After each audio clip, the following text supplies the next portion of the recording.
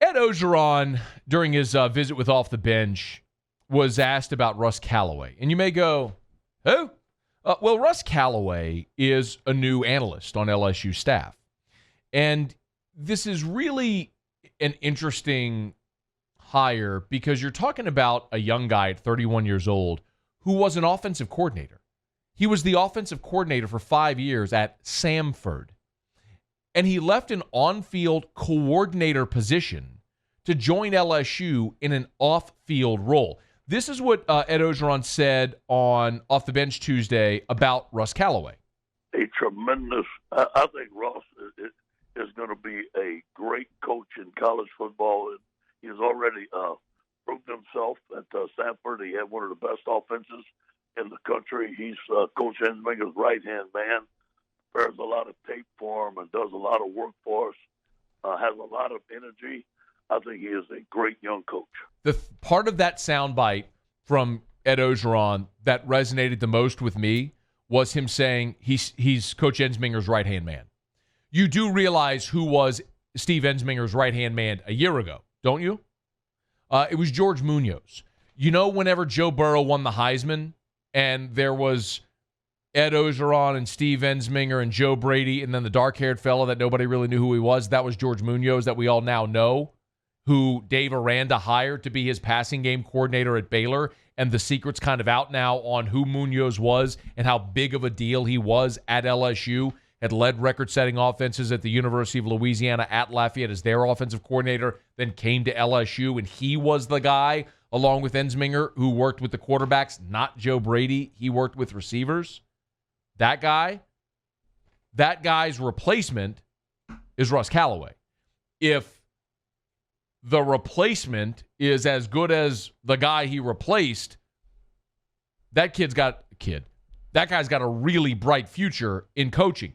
But what's really interesting to me when you look at a guy like Russ Callaway or a guy like Jorge Munoz, who both left on-field coaching positions to join LSU in an analyst role, I think what we are seeing is this fascination about how the analyst role has become the new training ground for young assistants. It used to be, when you were a coach, the trajectory of your coaching path was always you'd be a grad assistant, right? You'd be a grad assistant, and then you'd work and get that on-field job at a lower-level school, and you'd try to elbow room your way into an assistant job in a Power 5 school and then continue to work your way up. And that usually took a couple of decades. Like, look at Coach O. Ed Orgeron started in 1984 as a GA at Northwestern State, and then a year later was a GA at McNeese. So he went grad assistant at Northwestern, grad assistant at McNeese, to being Arkansas's assistant strength coach, to then getting the D-line job at Miami in 88, and then worked his way from there. I mean, that's typically how the trajectory goes. You could look at, just look at that generation of coaches in their 50s or 60s now that followed that path to get where they are. Look at Nick Saban. Nick Saban's first job was as a GA at Kent State, his alma mater, then was a position coach at Kent State, and then a position coach at Syracuse, and then a position coach at West Virginia, and then DB coach at Ohio State, then the DB coach at Navy, and then he went to Michigan State and became a coordinator, then jumped to the Oilers, and then became a head coach at Toledo. It's like, and that was all from 1973 to 1990.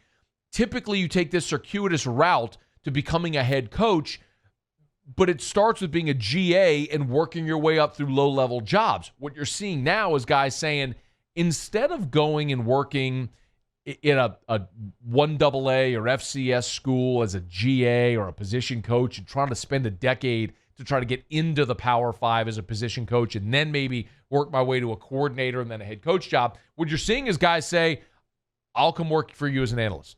Just let me in the door. Look at Munoz. 2 years as an analyst at LSU, and now he's a passing game coordinator in the Big 12. Look at LSU's analysts that Orgeron has hired. Munoz is now at Baylor. Remember DJ Mangus? DJ Mangus played at William & Mary with Joe Brady. He was an analyst here for the 1 year with Brady, and Brady took him to the Panthers. He's in the NFL now as an assistant. 1 year. Bill Johnson came to LSU as an analyst. And then coaching carousel spins, Bill Johnson's LSU's defensive line coach. Greg McMahon came to LSU as an analyst. Remember? He was like the special teams consultant. He was an analyst. And they were going to divvy up all the special teams roles in 2017. And then a year later, they approved the 10th assistant, and now he's the special teams coordinator.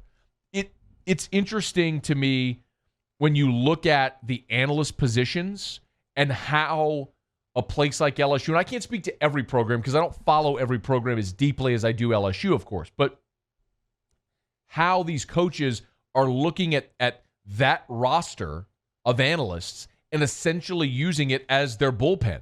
Like, that's how they're building bench depth in the event that a coach leaves.